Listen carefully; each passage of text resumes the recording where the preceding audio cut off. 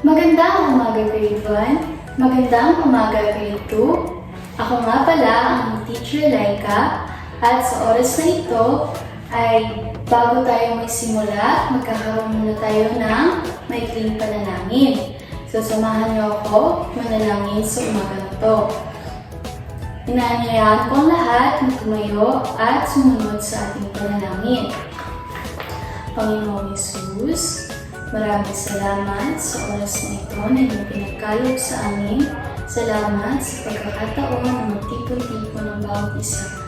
Panginoon, hinihiling po namin na kayo magbigay ng patuloy ng karunungan sa bawat isa sa amin upang manawaan ang ituturo sa ngayong umaga. Maraming salamat sa lahat ng binibigay. In Jesus' name we pray. Amen. So bago ang lahat ay magkakaroon muna tayo ng attendance. So sino ba ang mga absent ngayon sa grade 1? Wala? Very good. Paano naman sa grade 2? Wala rin. Magaling dahil narito ang lahat ay magsisimula na tayo sa ating takdang aralin. Pero bago tayo magsimula, nais ko munang magtanong. May nakakaalala pa ba ng ating mga alituntunin? Sa oras na ito ay babasahin natin ang ating mga alituntunin sa loob ng klase upang maiwasan ang anumang hindi kaaya-ayang mangyari sa loob ng classroom. So ngayon, babasahin natin isa-isa ang ating mga alituntunin.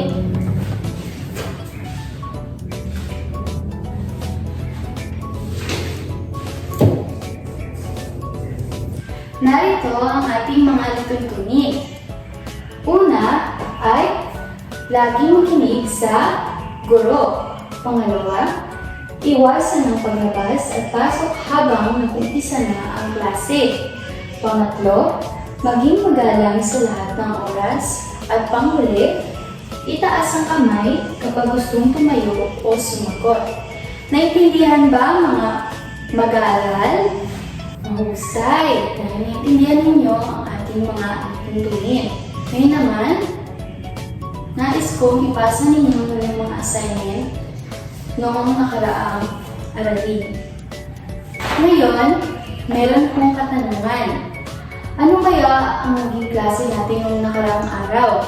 Sino makakasagot?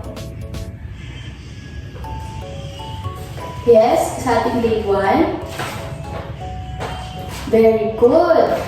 Ang naging lesson natin noong nakaraang araw ay kung paano kumalang sa mga nakakatanda. Maraming salamat sa mga nakalala.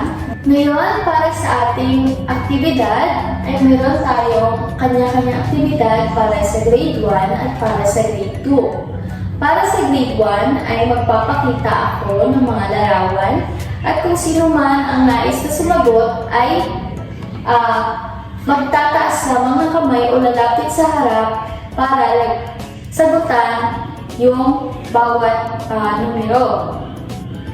Ang gagawin ay ilalagay ang check kung ang gawain sa larawan ay nagpapakita ng kalinisan at X naman kung hindi. So meron ako ditong mga larawan na inihanda. Ito ay para lamang sa grade 1.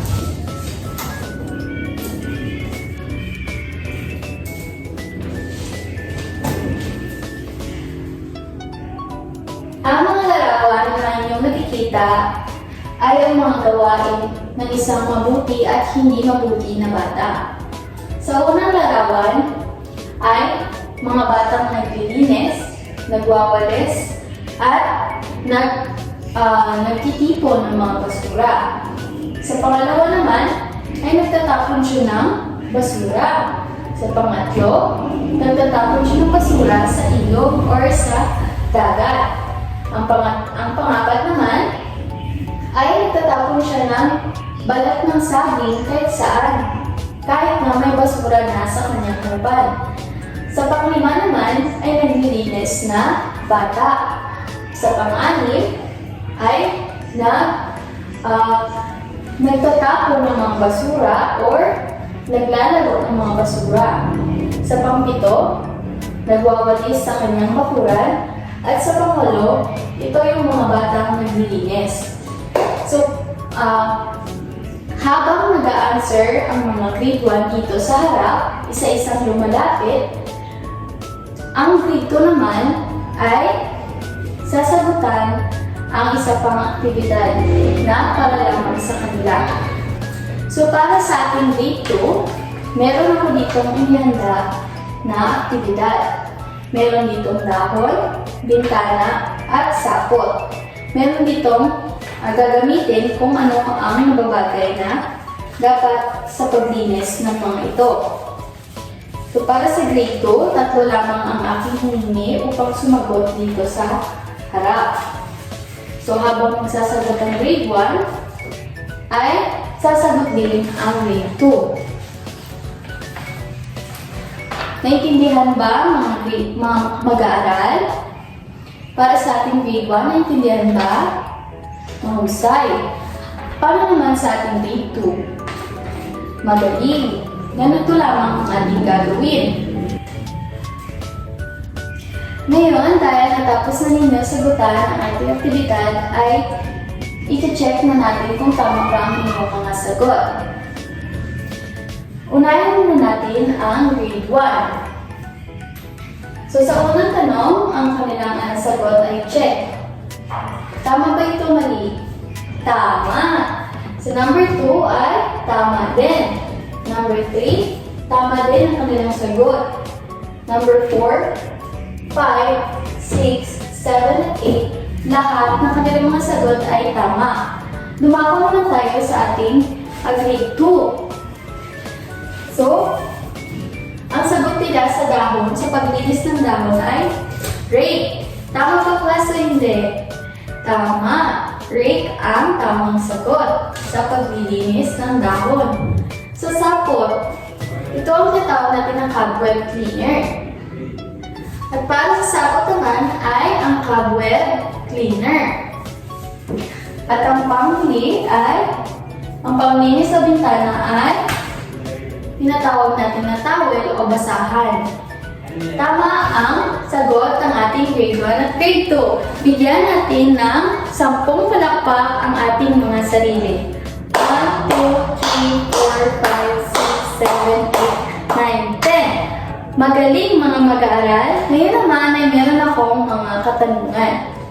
Unahin muna natin ang grade 1. Habang ako ay nagtatanong sa grade 1, kayong mga grade 2, ang gagawin ninyo ay magbabasa ng inyong mga libro na inyong dinala na isang sa ating klase.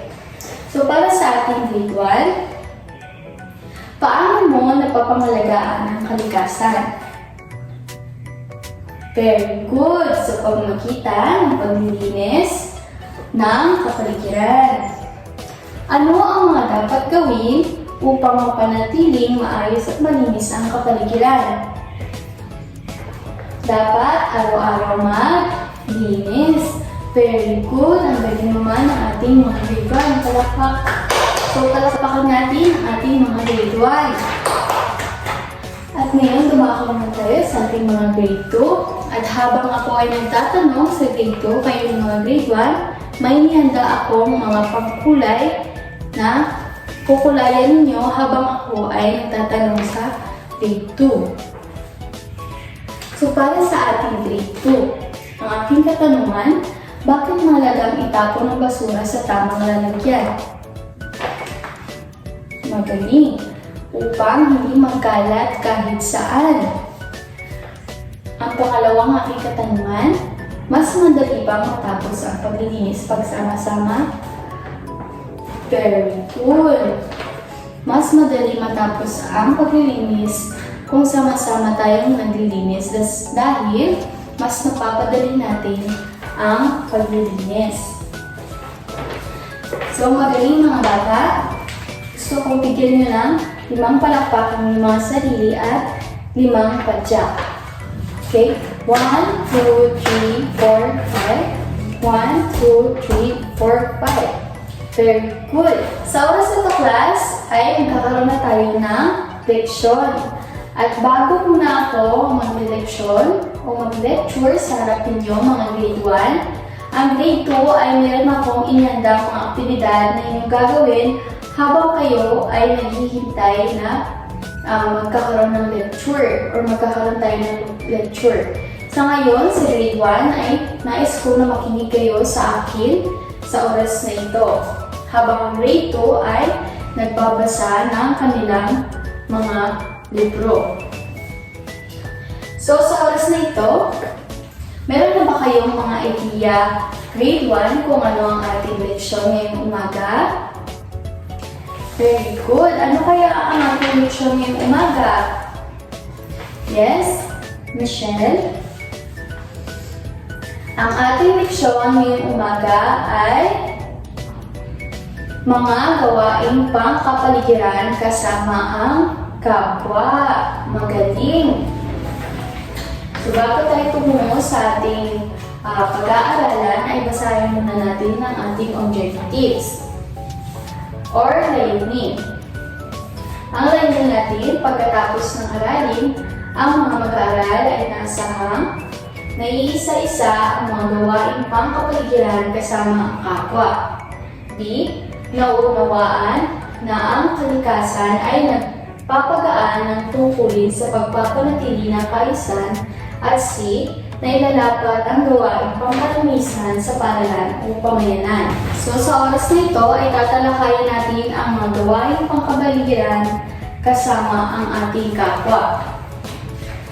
Ang gawaing pangkapaligiran kasama ang kapwa ay naglalayong ituro ang pagmamalasakit sa kalikasan sa pamamagitan ng pagtutulungan tulad ng paglilinis, pagtatanim, at wastong pagtatapon ng basura. Mahalaga ang pagtutulungan ng mga magkakaibigan, pamilya o komunidad upang mapanatiling malinis at ligtas ang ating kapaligiran.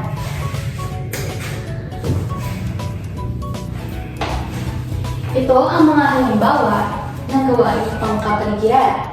Una, pagtatanim ng puno o halaman. Sama-sama ang pagtatanim sa bakuran o komunidad. Alam niyo ba, class, ang pagtatanim ng puno ay napakamahalaga dahil ito ang nagsisilbing shield, kumbaga, sa direktang init or nakakatulong ito upang maiwasan ang pagbaha. Pangalawa, paglilinis ng paligid, pagwawalis sa tapat ng bahay o pagtulong sa clean-up drive. So, madalas ginagawa ito ng ating mga magulang o ng ating mama kada umaga. Diba, class? Very good. Tulungan natin ang ating mga magulang sa paglilinis o sa bahay. Pwede natin gawin at dito sa ating paaralan. Pangalawa, wastong pagtatapon ng basura. So, ang wastong pagtatapon ng basura ay nakakatulong upang ang ating mga basura hindi kumalat kahit saan, para mas malinis tingnan at mas magaan sa pakiramdam. At ang sunod ay ang pagtitipid sa enerhiya at tubig. Ito yung pagpatay ng ilaw kung hindi na ginagamit at pag-aayos ng mga tumutulong gripo. Ito ay meron rin kahalagahan sa mga gawaing pagkapwa. So meron din halimbawa ng mga kahalagahan ng gawaing pangkapwa. Ito ay magpapakita ng pagkakaisa. Mas mabilis matatapos yung mga gawain pag mayroong pagkakaisa, kapag nagtutulungan ang bawat isa, at nagbubuklod sa komunidad. Nagiging mas matatag ang relasyon sa mga kapitbahay o sa mga kapwa mo. Ito ay nagbubuklod rin sa mga komunidad. Mas nagiging matatag ang relasyon ng kapitbahay at ang pakikinahog sa mga gawain ito ay nagpapakita ng disiplina at pagmamahal sa komunidad. Naunawaan ba mga mag-aaral? Naunawaan ba si teacher? Very good! Ngayon ay meron akong nyandang aktibidad sa inyo upang inyong gawin habang ako ay nagtuturo naman sa grade 2. Meron akong mga prepare ng mga worksheets, mga pagkulay, para habang ako ay nagtuturo sa grade 2, ay kayo ay gumagawa ng inyong aktibidad. Ngayon, handa na ba ang mga grade 2? Mahusay! Meron mo ba kayong idea sa ating topiko ngayong umaga?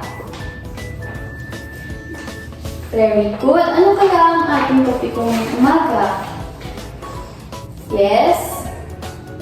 Sa ating grade 2? Magaling! Ang ating topiko ngayong umaga ay ang pagpapakita ng malasakit sa kapwa sa pamamagitan ng pagtulong sa gawaing pangkapaligiran. Ngayon, bago tayo tumungo sa ating leksyon, ay basahin muna natin ang ating layunin. Pagkatapos ng aralin, ang mga mag-aaral ay inaasahang natutukoy ang mga gawaing pangkapaligiran na nakatulong sa kapwa at komunidad. B. May ipapakita ang malasakit at kabutihan loob sa kapwa sa pamamagitan ng pagtulong sa kapaligiran. At panghuli, nakikilahok sa mga gawaing pangkapaligiran tulad ng paglilinis, pag-aalaga ng halaman, at pagtutulungan sa grupo. So, ang ating leksyon ngayon ay tungkol sa pangangalaga o pagpapakita ng malasakit sa kapwa sa pamamagitan ng pagtulong sa gawaing pangkapaligiran. Ang pagtulong sa gawaing pangkapaligiran ay hindi lamang para sa kalikasan, kundi para rin sa kapwa. Ang simpleng kilos tulad ng pag-aalaga ng halaman o paglilinis ng basurahan ay nagdudulot ng kasiyahan sa lahat. Kapag pinapanatili natin malinis ang ating kapaligiran, ay hindi lamang natin inaalagaan ang ating kalikasan, kundi pati na rin ang ating sarili at ibang tao. So, meron tayong mga halimbawa ng pagtulong o mga halimbawa ng pagtulong sa gawaing pangkapaligiran. Ito ay pagtulong sa kaklase sa pagwawalis ng silid-aralan. Pag dumating tayo sa ating klase, madalas marumi ang ating paaralan o marumi ang ating silid-aralan. So, pwede tayong tumulong sa pagwawalis, pagpupunas ng mga bintana, at pagtulong sa ating kaklase. Pagpupulot ng kalat ay hindi sa'yo. Madalas maraming mga kalat sa ilalim ng mga upuan, ng mesa, na hindi sa atin. So, matuto tayong pulutin ang mga basurahan at itapon sa tamang lalagyan.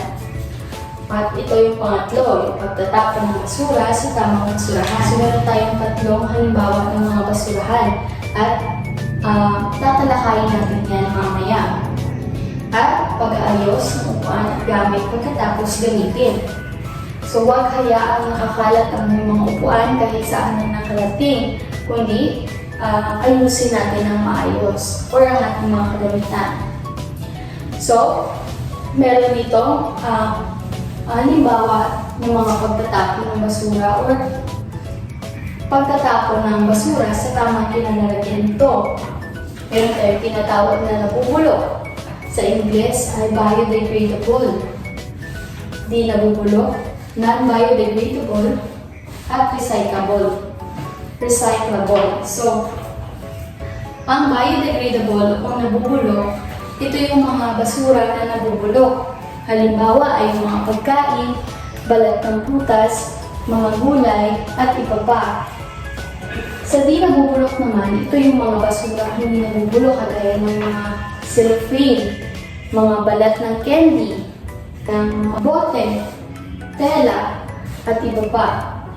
Sa recyclable naman, ito yung mga basura na pwede pa natin magamit or gawing recycle.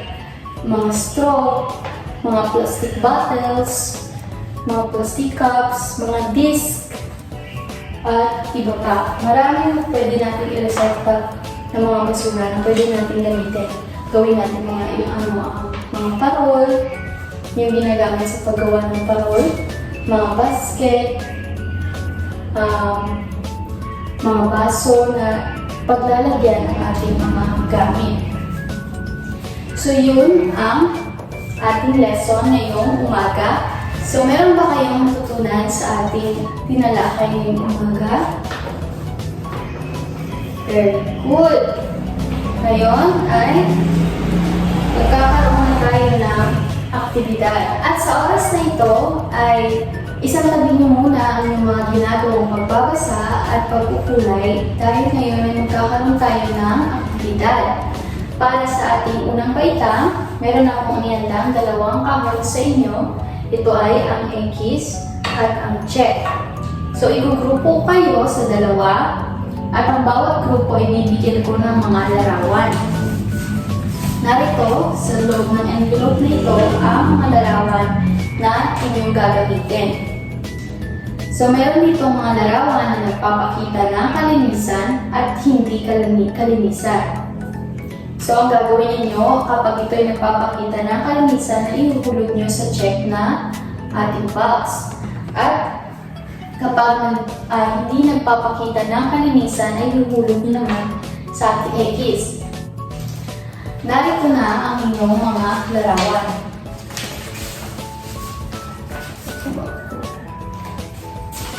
At para naman sa ating ikalawang baitang, meron akong inihandang 3 kahon sa inyo. Ito yung mga basura or mga puri ng mga basura na inyong gagamitin para sa ating aktibidad. Ang pangalan ng inyong aktibidad ay basura mo, ihiwalay mo. So, igugrupo ko kayo ng dalawa. At magbibigay ako ng tig-5 larawan bawat grupo. At ang mga larawan na ito ay naglalaman ng iba't ibang klase ng basura. So, meron tayo dito hindi nabubulok, recyclable, at nabubulok.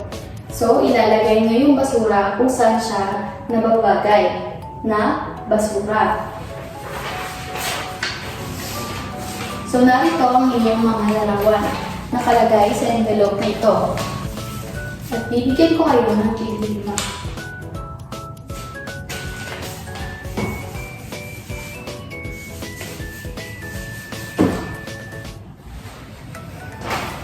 Magaling mga mag-aaral, bigyan ninyo ang inyong mga sarili ng tig-5 palakpak. 1, 2, 3, 4, 5. At ngayon naman, ay kumuha kayo ng isang buong papel at sagutan ang ating pagtataya. Para sa ating grade 1 at grade 2, meron tayong direksyon. Isulat ang T kung ang mga salita or ang statement ay tama at M naman kung mali. Pagtapos ninyong sagutan ay ipasa lamang sa harap ng inyong upuan. At ngayon naman ay para sa inyong takdang aralin, kumuha kayo ng isang kwaderno at isulat ang ating takdang aralin. Para sa ating unang baitang, ang inyong takdang aralin ay magpatulong sa magulang na kumuha ng litrato o gumuhit ng inyong sarili habang tumutulong sa paglilinis ng inyong bakuran. At para naman sa ating ikalawang baitang, magpatulong rin kayo sa inyong mga magulang at kumuha ng 5 litrato sa internet na mga halimbawa ng paglilinis. At yun lamang mga mag-aaral. Maraming salamat sa pakikinig.